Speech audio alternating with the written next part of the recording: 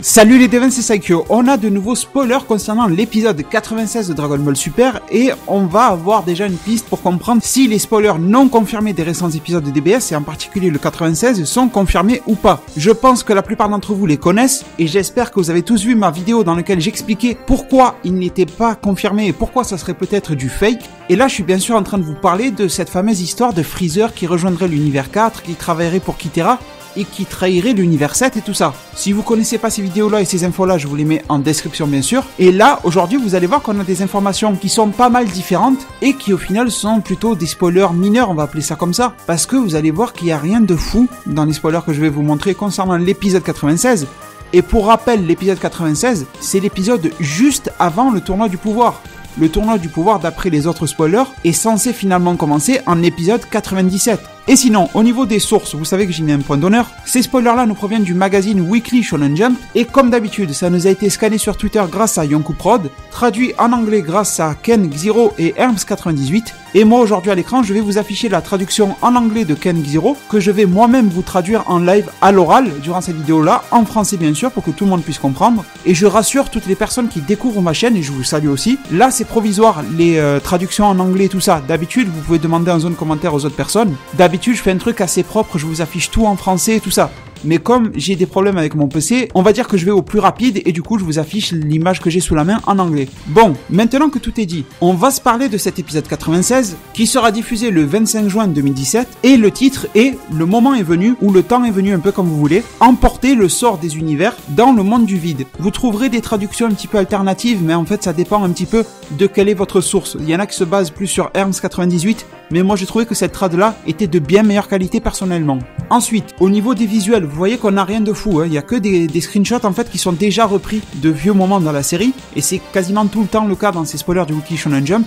Quoique, de mémoire c'était dans l'arc Goku Black, certains d'entre vous doivent s'en souvenir, on avait des spoilers du Weekly Shonen Jump avec des images qui étaient totalement inédites. Mais la Toonimation a changé un petit peu de direction marketing et de communication et elle ne met plus que des vieilles images pour illustrer des spoilers d'épisodes qui ne sont pas sortis. Alors, au niveau du texte que vous voyez du coup en haut à gauche, qui est écrit en rouge avec un contour épais et noir, il nous est dit que à chaque moment, le tournoi du pouvoir approche, donc honnêtement une phrase qui sert un petit peu à rien, on est d'accord. Ensuite, il nous est dit que Goku et les autres, donc la Team Z et compagnie, se dirigent vers le monde du vide. Ensuite, le texte juste en dessous, un peu plus petit, qui est écrit en noir. Il nous est dit que le tournoi du pouvoir est finalement sur le point de commencer. Goku et les autres se dirigent vers l'arène de combat. Bon, là, il y a écrit le champ de bataille. Ils ont peut-être pas tort, parce que, étant donné que c'est une battle royale, on peut le voir comme ça. Et je poursuis dans le monde du vide. Il nous est dit ensuite, avant qu'il commence à se battre, Beerus annonce sa stratégie. Et enfin, la question qui nous est posée, quelle sera la stratégie de Beerus? Et en bas à droite, là où vous voyez les zénos, il y a du texte qui est écrit en blanc.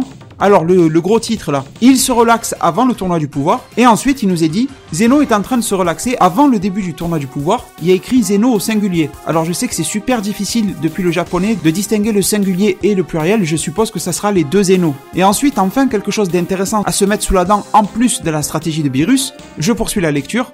Au même moment, les dieux des univers qui sont dispensés, qui ne vont pas se battre au tournoi, virgule, ceux qui font partie du top 4 en termes de niveau des mortels, se rassemblent devant Zeno. Alors là, honnêtement, les devins, on est quand même assez loin des spoilers non confirmés concernant le fait que Freezer allait rejoindre l'univers 4. Alors, dans mes petites réactions à chaud, je vais vous passer tout ce qu'on nous dit sur le fait qu'il se dirige dans le monde du vide. Je pense que tout le voyage vers le monde du vide va bien se passer. Ça devrait être, en plus, je pense que ça devrait être soit un voyage accompagné de Whis, soit encore mieux une téléportation grâce à Kaioshin. Je pense que c'est l'idéal. Et donc, on nous dit que le tournoi du pouvoir en épisode 96 est sur le point de commencer, mais ne va pas commencer. Comme je vous ai dit, ça sera en épisode 97. Mais par contre, Beerus annonce sa stratégie. Et là, je vous avoue que c'est une grosse annonce qui met quand même pas mal de hype dans ces spoilers qui sont pas très fous non plus, mais les spoilers sont tellement flous, larges, évasifs comme vous voulez, que au final il y a rien, il y a aucun élément pour comprendre quelle est la stratégie de Beerus. Moi, honnêtement, juste une intuition à première vue, je me dirais que ça va pas être grand chose. Une blague, ou un truc super évident, ou quelque chose comme ça, vous voyez? Pas un truc de fou, en fait. Mais après, si vous avez vraiment envie de coller avec les spoilers non confirmés, avec cette alliance Freezer Univers 4, dans ces cas-là, on pourrait s'imaginer, mais là je pense, honnêtement j'en suis pas convaincu du tout, mais je vous propose quand même l'idée, un Beerus qui était conscient du fait qu'il était surveillé par des espions, en particulier de l'univers 4, et qui va faire en sorte que Freezer rejoigne l'univers 4, volontairement, un peu comme un double agent. Après, est-ce que Freezer va accepter ce rôle-là? Ça m'étonnerait, mais dans ce contexte de destruction, de Beerus qui peut Akai, et surtout que Freezer veut les Dragon Ball, ça pourrait le faire. Ça serait une putain d'intrigue, j'ai même envie de dire, mais je pense pas, honnêtement, que l'animation va rentrer là-dedans, ça m'étonnerait vraiment. Et vous allez me dire, oui, il annonce juste sa stratégie de combat, comment, voilà, Goku et la bande doivent combattre, comment ils doivent agir en équipe ou pas, etc. Alors vous avez peut-être pas tort, mais le souci c'est que cette phase-là, on l'a déjà eu dans un épisode récent, et au final, tout le monde était en train de regarder, assis là sur leur chaise et canapé, Gohan et Kaioshin qui préparaient la stratégie entre eux. Pourquoi est-ce qu'à ce moment-là, Beerus n'a pas annoncé la stratégie? C'est mieux de la dire avant pour se préparer. Alors encore une fois, je peux me la jouer par rapport aux espions. Beerus savait qu'il était espionné, et du coup, il n'a pas révélé sa vraie stratégie. Ça peut le faire aussi. Et c'est plus réaliste que toute l'embrouille que je viens de vous sortir avec Freezer. Mais moi, voilà, ce qui me fait croire que ce n'est pas une stratégie liée directement au combat, c'est ce truc-là. Pourquoi Beerus le dit, voilà, une fois qu'ils ont le pied sur l'arène, ils commencent à donner les ordres et la stratégie de combat. Il y a un truc qui colle pas. C'est pour ça que je me dis, faut peut-être pas trop compter là-dessus, ça risque de vite tomber à l'eau. Mais en tout cas, perso, j'adorais que ça soit un truc de fou, que Beerus il avait un super truc en tête, qu'il l'a gardé jusqu'à présent et qu'il va le dévoiler maintenant. En tout cas, faites-vous plaisir en zone commentaire à me dire ce que vous en pensez, parce que voilà, comme vous le sentez bien, je sais pas si c'est ma fatigue ou si c'est l'auto-animation qui nous en dit pas trop dans ces spoilers-là, mais j'ai pas l'impression qu'on a vraiment les moyens de faire une bonne prédiction, en tout cas à chaud comme je le fais dans cette vidéo-là, et de trouver quel est le plan concret et réel de Beerus, surtout s'il a un gros plan derrière la tête. Et ensuite, un autre truc qui met plutôt la hype, en tout cas pour moi, bien sûr c'est pas le fait que les Zeno se relaxent, on va encore avoir des débilités avec les deux, tout ça, même si je les trouve plutôt mignons, mais à force au bout d'un moment, je vous avoue qu'ils sont un petit peu en train de me saouler. À la base, je trouvais Zeno, quand il était seul en tout cas, assez mignon, marrant et tout ça. J'aimais bien le fait que le dieu ultime, ultra, supra, tout ça ce que vous voulez, soit un peu comme un petit enfant qui fait ami-ami avec Goku. Je trouve ça joli, mais au final, depuis qu'ils sont deux, ça m'énerve un peu et voilà, c'est beaucoup répétitif. Et je pense que c'est volontaire. Attention, je ne suis pas en train de critiquer. Je pense que la Toonimation et Toriyama, ils ont quelque chose derrière la tête vis-à-vis de ces deux Zeno. C'est pour ça qu'ils nous les montrent très enfantins, très comme ça. Je pense que voilà, du jour au lendemain dans un épisode, on va tout comprendre. Pourquoi ils ont tant répété avec ce caractère ennuyeux là des Zeno. Mais voilà, ce qui m'intéresse vraiment, c'est ce rassemblement des 4 univers qui sont dispensés de tournoi du pouvoir, donc le top 4 en termes de classement de niveau de leur civilisation, de leur mortel. Et petite piqûre de rappel, mais il faut bien comprendre que le niveau de mortel, ce n'est pas le niveau de puissance des combattants, mais c'est le niveau de qualité de vie.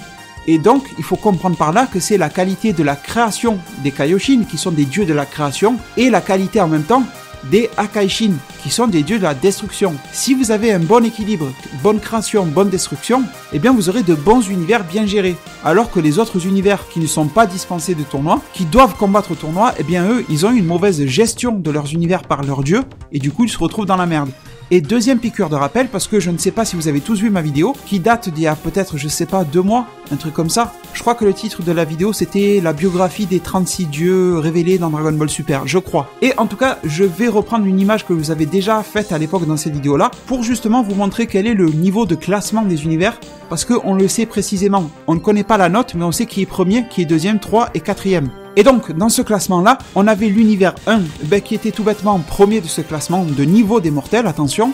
Celui avec le Akaishin qui ressemble à Kuribo de Yu-Gi-Oh! Et il était qualifié de l'univers suprême. C'est écrit en anglais, mais vous allez facilement comprendre. En deuxième du classement, on avait l'univers 12, avec le Akaishin homme-poisson, qui s'appelle Gin ou Jin, je ne sais pas comment les japonais vont le prononcer. Et il était considéré, d'après Toriyama et Toyotaru, ces infos-là sont officielles, c'est pas moi qui les ai inventées. Et en tout cas, il était qualifié d'univers ultime, donc c'est un peu bizarre. Univers ultime, univers suprême, on a du mal à distinguer les deux. Ensuite, le troisième, en niveau de qualité de vie des mortels, on a l'univers 5, avec le Akaishin que moi j'appelle de poulet dégueulasse, qui s'appelle Arak, et il est considéré comme étant l'univers équilibré. Et ensuite, le 4e, c'est l'univers, comme l'appellent beaucoup de Français, de liqueur, mais logiquement les Japonais devraient l'appeler Rikuru, et c'est donc l'univers 8, et en gros il est appelé l'univers assidu, on peut l'appeler un petit peu comme ça. Assidu, je pense qu'il faut comprendre l'univers sérieux, l'univers présent dans ses tâches, vous voyez, dans ses actions, et aussi dans ses obligations de création et de destruction, je pense que c'est ça. En tout cas, je pense que c'est comme ça qu'il faut le comprendre. Et du coup, ce sont ces 4-là, et il y a écrit les dieux.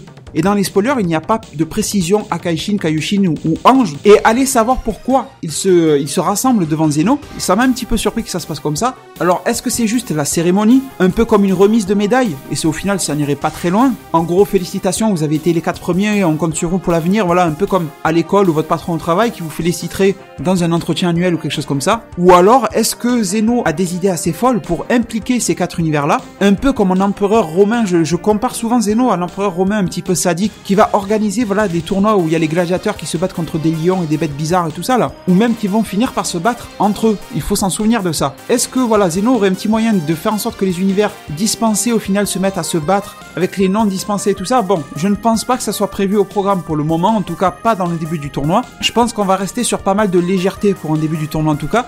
Mais je pense que si la Toei voulait mettre la hype, faudrait envoyer du lourd. Mais je pense qu'on va avoir peut-être un début de tournoi, en tout cas, qui soit un petit peu classique, avec un truc très cérémonieux, un peu comme la Coupe du Monde de football, voilà. Il y a la musique, le machin, voilà. Je pense que ça risque d'être vraiment comme ça. Une félicitation des univers qui sont dispensés. Ça serait cool qu'une petite remarque à l'univers 8 soit faite, parce que comme vous le remarquez, l'univers 8 est suivi tout juste de l'univers 11. Donc en gros, l'univers 11 de Toppo et compagnie aurait pu être dispensé.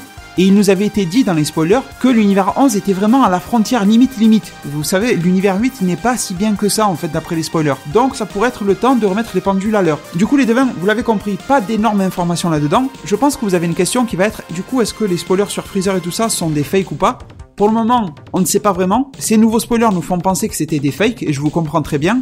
Je pense que certains d'entre vous qui aiment bien les théories du complot vont se dire « Ouais, non, mais ils nous disent ça, histoire de noyer un petit peu le poisson, mais au final, dans l'épisode, on va voir Freezer qui trahit l'univers. » C'est aussi possible, vous avez raison. C'est pour ça que, déjà demain, en tout cas, parce que là, j'enregistre cette vidéo, on est le vendredi 16 juin, et je crois, de mémoire, que demain, on devrait avoir des nouvelles du magazine japonais, le V-Jump, dans lequel est prépublié le manga papier, là, Dragon Ball Super. Et souvent, le V-Jump nous fait des spoils concernant l'arc survie de l'univers tout entier. Donc ça pourrait être aussi, voilà, une nouvelle information. En tout cas, comptez sur moi pour venir vous en parler, mais super rapidement sur la chaîne. Et n'hésitez pas à vous abonner et activer la fameuse petite cloche pour ne pas rater cette vidéo-là. Elle ne va vraiment pas tarder sur la chaîne. Et du coup, les devins, j'attends toutes vos réactions en commentaire, parce que même si ces spoilers ne sont pas fous, il y a quand même pas mal de questions. Est-ce que d'après vous, les spoilers non confirmés deviennent des fakes? Ou est-ce que vous ne savez pas trop? Ou est-ce que vous pensez quand même qu'ils sont vrais? Et après, bien sûr, pour moi, s'il y avait vraiment une question que je dois vous poser, c'est quelle est la stratégie de Beerus? Par-dessus ce rassemblement des dieux, c'est plus la stratégie de Beerus qui m'a interpellé, qui m'a arrêté dans ces spoilers en fait. Et du coup, c'est sur cette question-là que je vous laisse, et que je me permets alors de vous laisser sur ces mots et de vous remercier de m'avoir suivi et écouté durant cette vidéo-là. Prenez soin de votre futur. Le meilleur moyen d'y arriver, c'est de vous abonner à ma chaîne, de la partager, la liker et la commenter un maximum de fois pour que notre communauté puisse se développer le plus possible sur YouTube. Merci énormément et à plus pour de prochains arts divinatoires.